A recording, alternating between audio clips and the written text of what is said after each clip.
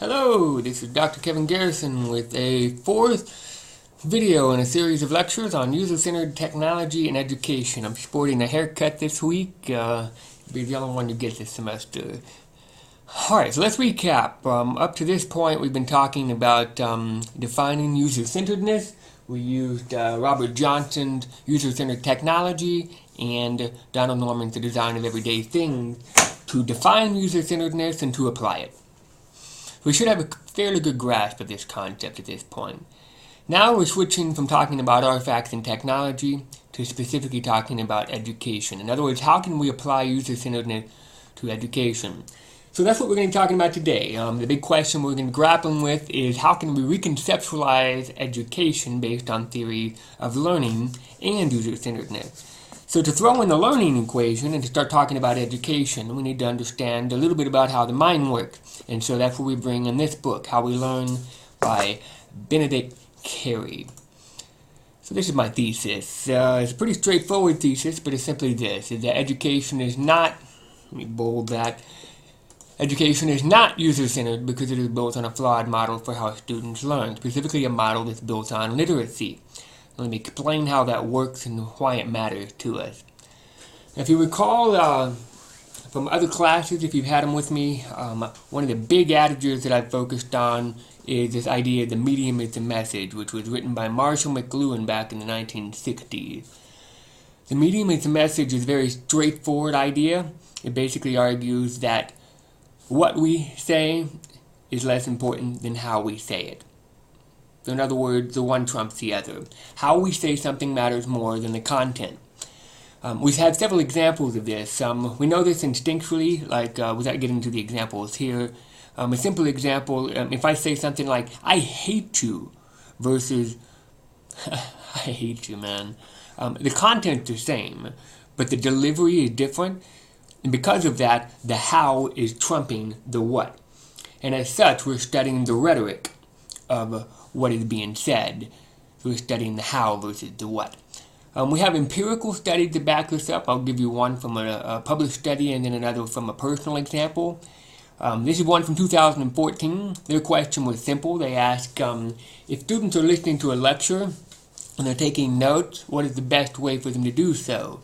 Do they want to have a laptop to transcribe the lectures, or do they want to have paper and pen to write the answers in freeform?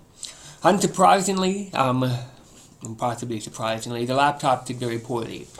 The reason they did very poorly is because when students are trying to take notes with a laptop, they can type faster than they can handwrite, so they are transcribing the information in real time. They're listening to the lecture and then just typing it as fast as they can type. However, because of the slowness of using a pen and paper, they're taking the information from the lecture, they're putting it in their head, they're interpreting that information, reconceptualizing that information, and then having to articulate it back. And the process of doing so is much more difficult than simply transcribing information. Therefore, the retention of information is higher for people who have note-taking with a pen than note-taking with a laptop. So the medium, or the technology, impacts the message, which is specifically the information that you're studying and the information that is placed into the brain. Let me give you a second example. I tell my wife I love you every morning, and usually every night. Many years ago, I put a sticky note that said I love you, attached it to our border collie. He's grown now, he's not that small. And I had taught the border collie to seek out my wife when I said, go find mommy. So I had put that note onto his collar. I said, go find mommy. He sought her out in the back room. She saw the little note that said, I love you. She started crying because it was an emotional moment. It was an impactful moment, a romantic moment. She came back and was very thankful that I had done so. Now the message was the same, I love you. But the medium had changed, whether I delivered it verbally or put it onto a sticky note. And because I did something a little extra creative, put it on the sticky note, put it on the dog, and the dog delivered it to her, it was more impactful, despite the fact that I tell her I love you every single day, sometimes multiple times per day. So the medium is more important than the message. The rhetoric matters. Now, when we apply that in a bigger picture sense, we get this thesis, which is the thesis of media ecology. Media ecology is an interdisciplinary field built of a number of different people. Neil Postman, in his educational books like Amusing Ourselves to Death in 1985, Jacques Ellul in his 1954 The Technological Society, he was a sociologist. People like Walter Ong, who is the president of the Modern Languages Association, in his book Orality and Literacy. There's a whole bunch of different people who are all from different disciplines conceptualizing how technology changes us. The medium is the message. And if the medium changes the message, then in theory how we deliver the message also changes the way we think. So the big argument became that if you write information down, that has to have a market impact on the way that we think. Therefore, literacy changes us. And that is on a number of levels. Let me explain how that works, giving 3 quick examples, and then we'll talk about them specifically within education in Benedict Carey's book. Well, argument 1, writing decontextualizes information. As Postman says, it creates context-free information. Now, Postman specifically was talking, when he wrote this, about the telegraph. But all mediums at their core decontextualize information. Give you an example. If I say the word apple, the word itself is a medium that decontextualizes the actual presence of the artifact, the apple. And so the word becomes the mediator between the two. We see the same thing in terms of actual what we consider to be mediation today. If I watch a CNN broadcast in the evening when I'm about to go to sleep, and I see a story about what's happening with Donald Trump in the White House, that is context-free information.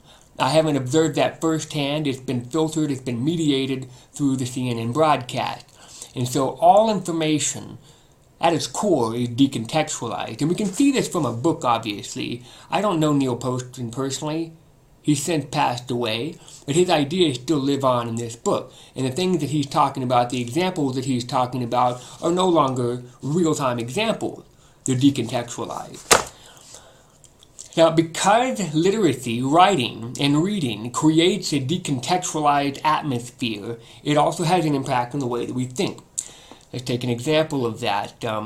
If you take 2 different ways of thinking, an oral framework and a literate framework, then you get 2 different responses to the same question. And this is the question.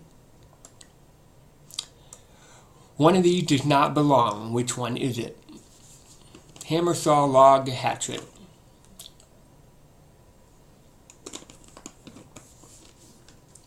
The one that doesn't belong is dependent entirely upon your perception.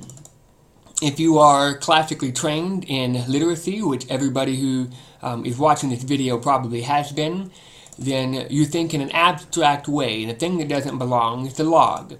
More than likely, you've combined the hammer, the saw, and the hatchet because they are all 3 tools that we use to impact the wood.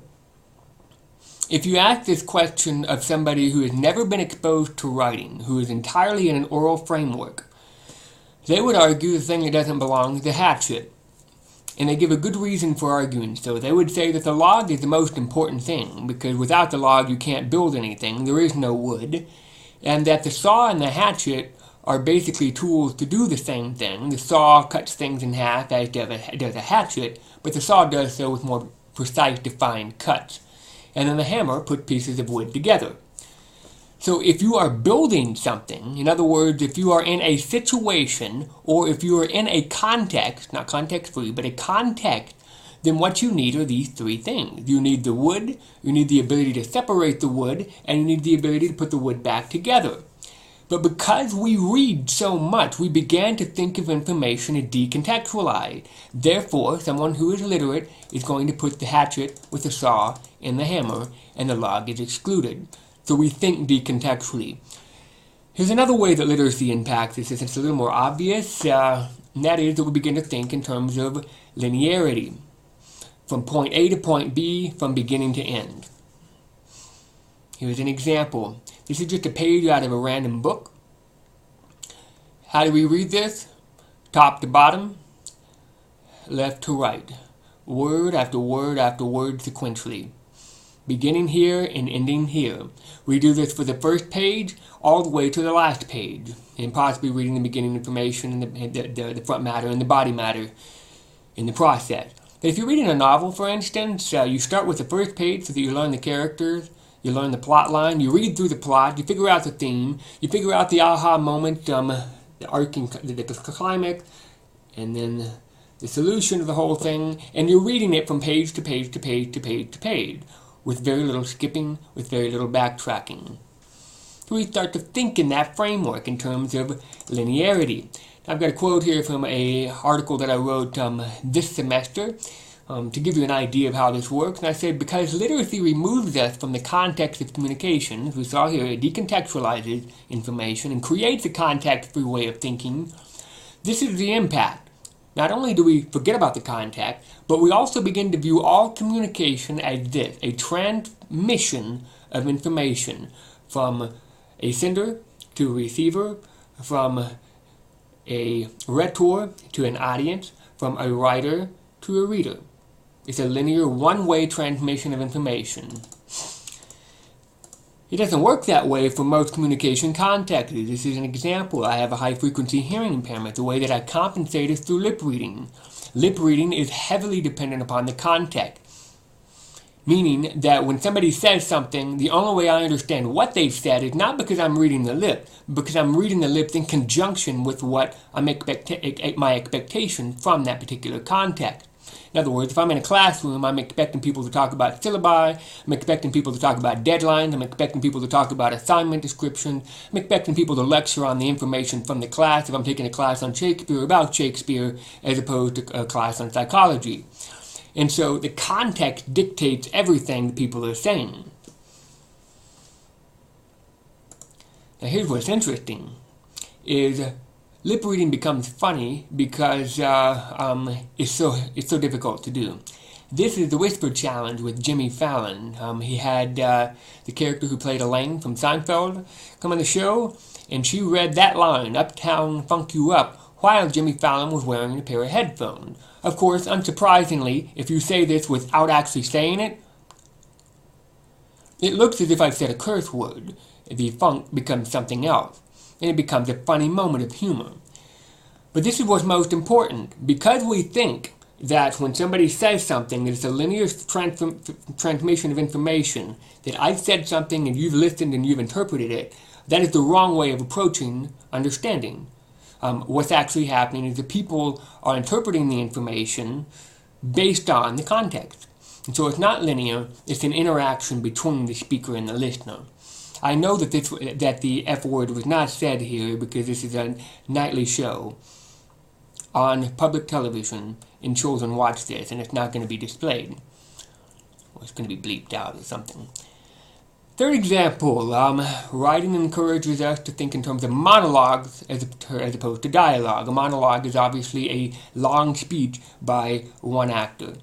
In the modern context of the classroom, a lecture is one person speaking and a whole bunch of people listening.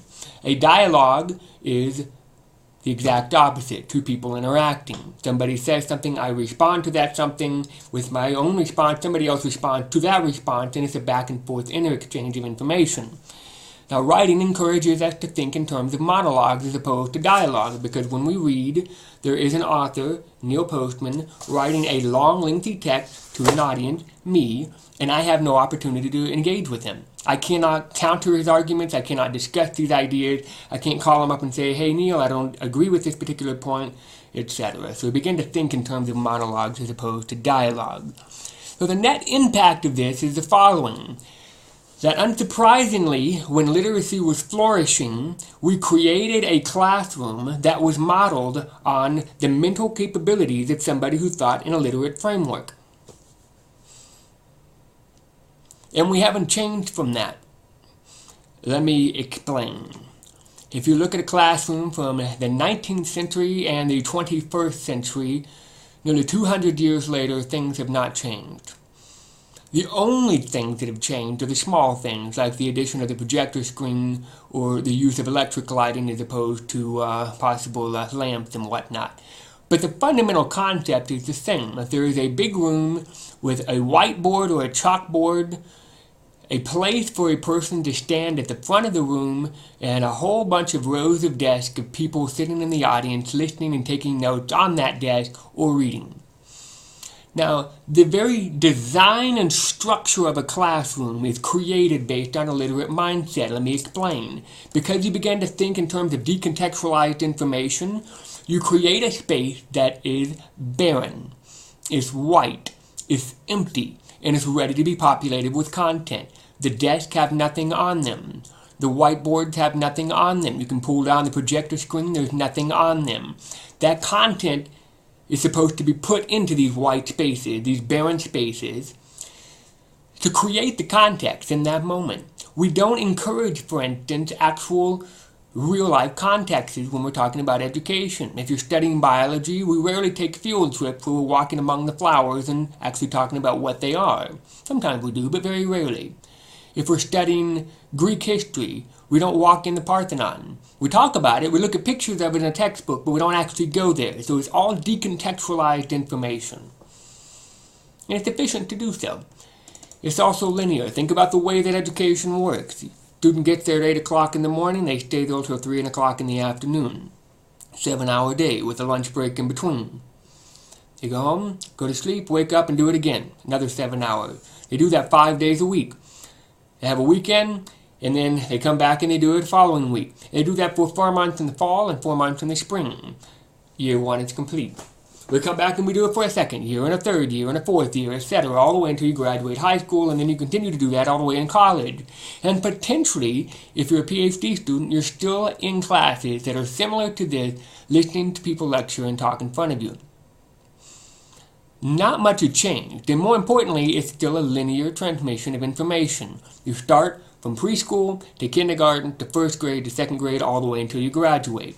And we assume that the person is flowing in a very linear format, just like reading a book, from page 1 all the way to page 12, or whatever page you're ending on. And then last but not least, we still think very heavily in terms of monologues. Notice the layout of most classrooms. All the desks are facing one direction, that is, the person who's standing. You can reconceptualize spaces to have, say, a creative space over here, or a space over here for nap time, or a space over here with round tables so that you have teamwork development. But that's not how we primarily create classroom spaces. We have a person at the front lecturing in a monologue to everybody else while they're taking notes. There is no dialogue. Sometimes we encourage our students to talk, but the very structure of the classroom doesn't encourage people to respond because they're only talking back to the person at the front of the room. They're not talking to everybody else. It's not an inner exchange, it's not a dialogue, it's a monologue. One linear transmission of information in a decontextualized way. So, the impact of thinking in a literate way, the impact of learning literacy and reading books created, in theory, our modern educational system, a decontextualized linear monologue system. Unsurprisingly, and this is what we're grappling with this week, is in the first 5 chapters of How We Learn by Benedict Carey, he completely blows these 3 ideas apart. That in fact we don't learn in a decontextualized way, we don't learn in a linear way, and we don't learn in a monologue. We can, but it's not an ideal way for the brain to work. So let's break these 3 ideas down really quickly. In chapter 3, he argues that context matters. He says that we don't need consistency, instead we need the following. Definition of context is a moving target. It includes mood, movement, and background music. It could, by extension, mean any change in the way we engage our vocabulary list, history chapters, or Spanish homework. At the end of the chapter, he says that if you want to learn, you need to try something different. In his words, quote unquote, he says, try another room altogether. We don't encourage that. We go to the exact same room every day for the exact same times. Try another room altogether. Another time of day, we don't encourage that. We go at the same time of day every day. Take the guitar outside, into a park, into the woods. Change cafes. We don't even go to cafes in education. Switch practice courts. Put on blues instead of classical. Assuming we play music at all in our classes. Each alteration of the routine further enriches the skills being rehearsed, making them sharper and more accessible for a longer period of time. Students learn when information is contextualized, when they can associate the information they're reading in one context with the information in their immediate context. Here's a simple example. I had a student stop by this morning. She was talking about one of the best ways for her to learn is she listens to podcasts while she's driving from one place to another place. Specifically, she'll take random trips from here to, say, Abilene, or from here to Brady, Texas, or from here to Fredericksburg. Random trips. She has a budget dictated to take a random trip so that during these random trips, she can play a podcast in the new environment. Things that she's seeing, the trees she's passing, the city she's driving through, they help her cement the information in that podcast in her brain better than if she's sitting in a blank room with whiteboards and a desk in front of her and the information being pounded into her brain. So the context matters. This is not the ideal place for learning. There's another example. Non-linear learning matters. He argues specifically that we learn through distributed learning. He argued that distributed learning is the following: that if we're going to build and retain foreign vocabulary, scientific definitions, or other factual information, it's best to do the following: to review the material 1 or 2 days after the initial study, then a week later, then about a month later. In other words, we encounter the information again, and we encounter the information yet again. And the retrieval strength of that information is increased in our brain, then hence we're more likely to memorize it. That's not what we do in education. We present information usually once in a lecture. The students write that down. 4 months later, we provide them with a final exam where they're supposed to regurgitate that information correctly. It doesn't work. Last but not least, that the dialogue matters, that the interaction between two people is more important than simply the linear exchange of information from the expert to the non-expert. He says that the way that we counter influency is defined by this perception, this wrong perception that after we've encountered information, we're experts in it. We counter fluency by trying to teach somebody else. In other words, you pretend that you are in fact an expert even though that you're not. And you do so by trying to communicate it with somebody else, maybe yourself or another individual. But apparently, simple attempts to communicate what you've learned to yourself or others are not merely a form of self-testing in the conventional sense, but studying. The best way for you to learn information is to study roughly about 40% of your time actually reading the information, and then about 60% of the time actually regurgitating that information and trying to articulate it. You become an expert when you have to teach somebody else, even if that somebody else is yourself. We don't encourage that. We don't encourage any of these behaviors. We don't encourage students to step out of this immediate context of the classroom. We don't encourage students to think in terms of spacing out the information, encountering something and then encountering it again and then encountering it again until it's solidified. We share it with them and they're expected to recall it verbatim. And then lastly, we don't encourage them to try to stand up and tell others what they've learned, neither to themselves nor anybody else.